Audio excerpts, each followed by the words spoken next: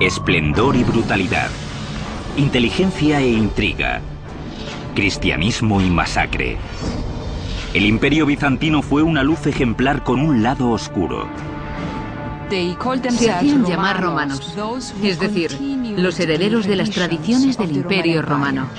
Guiados por gobernantes que ejercían un poder absoluto y arquitectos que superaron las maravillas de la ingeniería romana, los bizantinos construyeron el acueducto más largo de la antigüedad. Unas murallas prácticamente invencibles y una colosal cúpula de catedral que desafiaba las leyes de la naturaleza. Una iglesia de proporciones sin precedentes surgió como por arte de magia. Pero continuar con la herencia romana no saldría gratis. Dejó ciegos a 14.000 hombres, y de cada 100 hombres a uno lo dejó tuerto. El Imperio Bizantino fue la civilización más prominente durante la Edad de las Tinieblas. Pero tras un milenio de supremacía, sus logros técnicos serían insuficientes y esa luz milenaria se extinguiría eclipsada por el fulgor de las máquinas modernas de guerra. La construcción de un imperio, los bizantinos. Hola, soy Peter Weller. Bizancio era una antigua colonia griega que se fundó alrededor del año 600 a.C.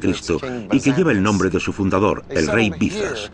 Los griegos se asentaron aquí porque esta estrecha franja de mar conectaba Asia con Europa y el Mar Negro con el Mediterráneo. Este paso de agua es lo que llamamos el Estrecho del Bósforo, que en griego antiguo significa paso de bueyes. Hoy en día una discusión bizantina es aquella que se pierde en los detalles sin llegar a una conclusión. Pero durante sus 1100 años de vida el Imperio Bizantino no solo sería el salvador del gran patrimonio jurídico y literario del mundo occidental, sino también el motor del cristianismo y de paso la cuna de los artesanos, constructores y artífices que acabarían iluminando el Renacimiento justo hasta el siglo XXI. Todo ello sucedería bajo los auspicios de un solo emperador llamado Constantino, quien de todos los impostores y charlatanes que la historia nos ha dado, que se han puesto el sobrenombre de El Grande, fue el único que realmente lo merecía. 8 de noviembre del año 324 de nuestra era. Después de 2 décadas de una sangrienta guerra civil, el emperador Constantino finalmente se hace con el control absoluto de todo el Imperio Romano.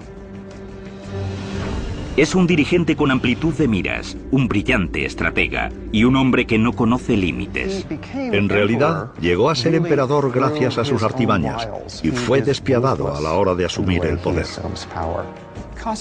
Constantino el Grande fue uno de esos dirigentes que cambió el mundo. Heredó el Imperio Romano, que había sido dividido en 2 partes. Constantino reunificó el enorme imperio y gobernó sobre su mitad occidental y oriental.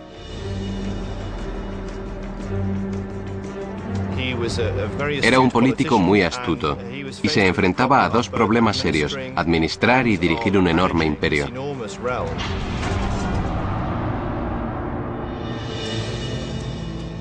A las 6 semanas tan solo de su ascensión al trono, Constantino viaja a los confines del imperio, a un remoto lugar de la Turquía actual. Constantino cogió una lanza y trazó el plano de la ciudad en el suelo. Su séquito se quedó asombrado del tamaño de la ciudad que el emperador pretendía construir. Se dice que comentó: «Llegaré hasta donde aquel que me guía me detenga». Esa línea se convertiría en los límites de la nueva capital del gran imperio, Nova Roma o Nueva Roma. De ese proyecto surgiría una ciudad resplandeciente en el centro de un gran imperio nuevo. La ciudad sería conocida como Constantinópolis o la ciudad de Constantino. Constantino desplazó el centro del Imperio Romano y fundó una nueva capital. Quería alejarse de Roma, de sus viejas rivalidades, luchas intestinas, intereses creados, y de paso crear algo nuevo que él pudiera modelar. La visión de Constantino para su nueva ciudad venía acompañada de unas técnicas de ingeniería perfeccionadas durante el Imperio Romano. Hubo una gran campaña de construcción para edificar foros, mercados, para construir los edificios a imagen y semejanza de los de la antigua Roma. Pero el reinado de Constantino se distinguiría por un aspecto fundamental. A diferencia de todos los emperadores anteriores, Constantino se sometería a un poder superior, al de nuestro Señor Jesucristo. El cristianismo está realmente en boga. Hay una gran presencia cristiana en el imperio, de manera que reconocer esa presencia era sencillamente un acto político de sentido común. Constantinopla se fundó, de hecho, como un imperio cristiano, y un cristianismo ortodoxo era un pilar fundamental de su existencia.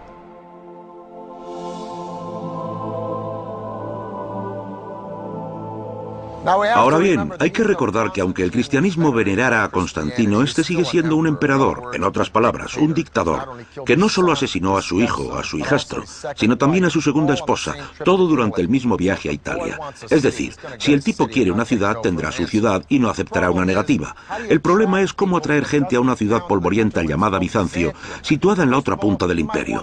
Bueno, en primer lugar, conviene rebautizarla con tu nombre, y en segundo lugar, como hacían todos los emperadores romanos, reconstruirla.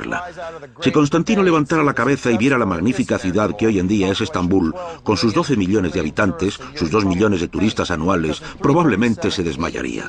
Porque en el año 337 de nuestra era, cuando fallece Constantino, la ciudad no solo está a medio construir, también tiene un problema gordo, un aumento demográfico y un pequeño acueducto de provincias en una ciudad rodeada por el mar. Es decir, a ver, hay agua por todas partes, pero ni una sola gota potable.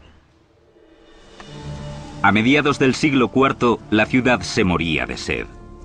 Los sucesores de Constantino tendrían que crear una red de suministro de agua mucho más extensa que la romana si querían mantener a la ciudad con vida. El sistema que construyeron sería uno de los logros más extraordinarios de la ingeniería de la antigüedad. Dentro de los límites de la ciudad de Constantino, no había recursos de agua, de manera que se tuvo que traer desde mucho más lejos que en ninguna otra parte del mundo clásico y mediterráneo. La tarea recayó en el ambicioso emperador Valente, que reinó desde el año 364 al 378 después de Cristo. Valente implementaría un atrevido plan para construir el sistema de acueductos más largo del mundo. Cuando estuviera terminado, llevaría agua dulce a 640 kilómetros de distancia y tendría la misma longitud que toda la red de acueductos del antiguo Imperio Romano. La conducción principal empezaría a 240 kilómetros al oeste de Constantinopla, en lo más recóndito de Tracia. El primer problema para los ingenieros bizantinos era hallar el modo de mantener una pendiente descendente constante para que el agua fluyera. Hay túneles bajo tierra, hay canales que corren a lo largo de la superficie y cuando es necesario hay grandes puentes acueductos. Entre los siglos IV y VI, los bizantinos construyeron 60 puentes acueducto. El más impresionante tendría una altura de casi 27 metros.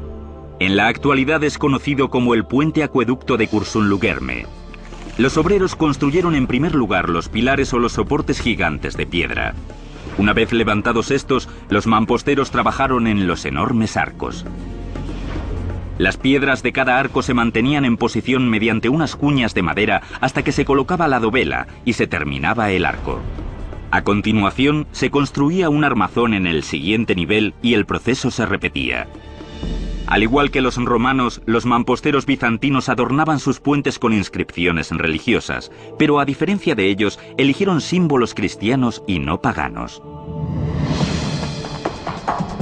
A más de 128 kilómetros de distancia, otro acueducto, incluso mayor, conduciría el agua hasta el corazón de Constantinopla, la actual Estambul, la ciudad más grande de Turquía. Me encuentro en lo alto del puente gigante del acueducto que se construyó para la antigua ciudad de Constantinopla bajo el emperador Valente, el reflejo del poderío imperial de Valente. El acueducto entero tiene una extensión de 240 kilómetros y solo esta sección entre las dos colinas de Constantinopla tiene la longitud de 11 campos de fútbol. Y ni que decir tiene que solucionó el problema del agua en la ciudad. Pero no solo solucionó el suministro del agua, como hemos visto con todos los demás imperios, si quieres hacer una declaración política mediante una obra pública, construye a lo grande. Sin embargo, hacer que el agua llegara a Constantinopla era solo la mitad de la batalla. Una vez en la ciudad había que almacenarla, pero el espacio libre escaseaba.